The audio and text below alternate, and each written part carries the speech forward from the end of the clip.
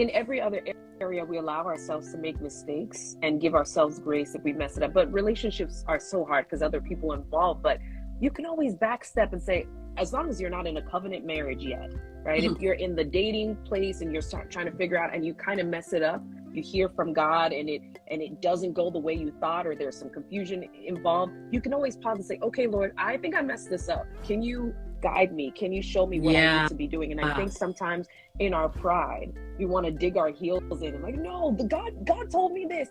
Meanwhile, the man is at the altar getting ready to get married. And you're like, no, he said that's my husband. Okay, well, he's getting married, so he's not.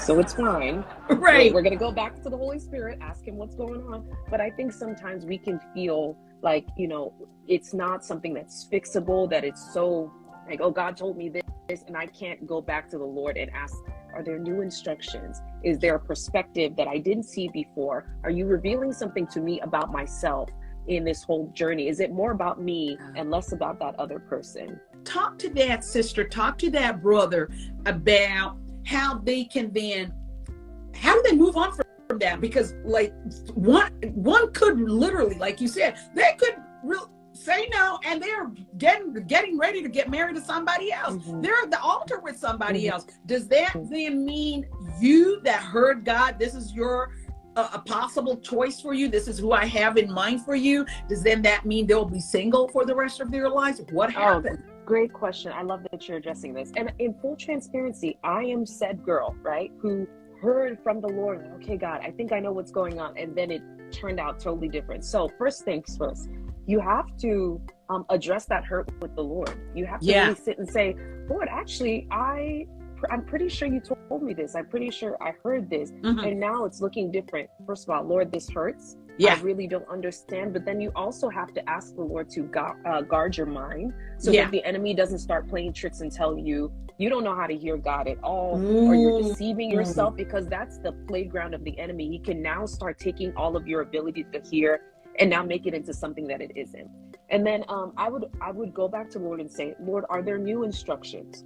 Are there new instructions? Are there any new things that you want me to do? And so even me, when I had a situation where I thought like, oh, maybe this is it, and the Lord, and it didn't work out that way, the Lord was saying like, I'm still using this as an opportunity to show you about something about yourself. I'm showing you about the type of man that would be ideal for you. And so the Lord could be using it for anything, revealing to me things that are actually pain points that I didn't realize that now in my life, that kind of like what you said, brother, about, where you're going in life, you need a certain type of partner. You can't just marry someone because they're Christian and they're good looking. Sometimes there's certain giftings that the Lord needs for your future. And so in these experiences, even if it feels like a failure, it's a lesson that the Lord is showing you something about yourself, the type of person you should be married to, even like problematic things that you do in relationships that the Lord wants to reveal to you. So I would always say, go back to the one who gave you the instructions.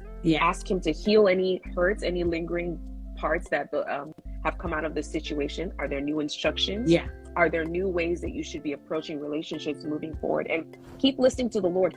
He can tell you again, okay, try this way. And so I think I always come from the assumption that the Lord is abundant in resources. He has so many amazing sons of God that want to be married, that are ready, that are being prepared, just as you are as a single woman of God. And so when you have an abundance mindset, you can say, okay, this person that I thought was for me, maybe it didn't work out, but God has so many options. And so he does have an ideal for me. Even if it wasn't this person, there is another option that the Lord can make. And so sometimes people want to be so absolute and so sure, and that's just the human nature in us. But I think it's better to be abundant minded, that there are people who can fit you in different ways, and the Lord has those options.